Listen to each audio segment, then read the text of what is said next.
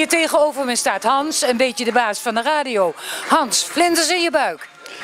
Nou nee, vlinders in mijn buik heb ik bijna nooit. Dus wat dat betreft vallen we wel mee. Het is natuurlijk wel spannend dat zo'n evenement wat zo fantastisch goed gelopen heeft, 48 uur lang, op deze manier hier naar een absoluut geweldig hoogtepunt toe komt.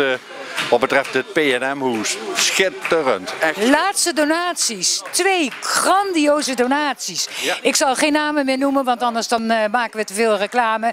Maar ik praat wel over €1500, hè? Ja, dat klopt. De laatste 2 donaties hier een kleine 5 minuten geleden waren inderdaad nog ten bedrage van €1500. En ja, dat is maar een schijntje van datgene wat het totaalbedrag wordt. Althans, voorlopig. Op deze cheque staat het op. Ik heb het er zelf eigenhandig op mogen schrijven. Deze week komt er gegarandeerd nog heel veel bij, want er is nog lopende allemaal. Dus het definitieve eindbedrag wordt eigenlijk pas volgende week bekendgemaakt. Maar het belooft spannend en leuk te worden. Geweldige sfeer. Absoluut een prachtige sfeer, zeker met die Joekskapel hier voor de deur.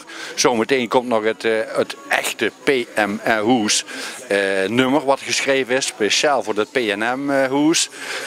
Voor €3 te koop, hè? Voor €3 te koop die cd en inderdaad, die is nog te koop, dus wat let u, het is een schitterend mooi nummer wat past in deze kersttijd, bij deze periode van het jaar op een gegeven moment. Prachtig, €3, gewoon doen, gewoon kopen, prachtig.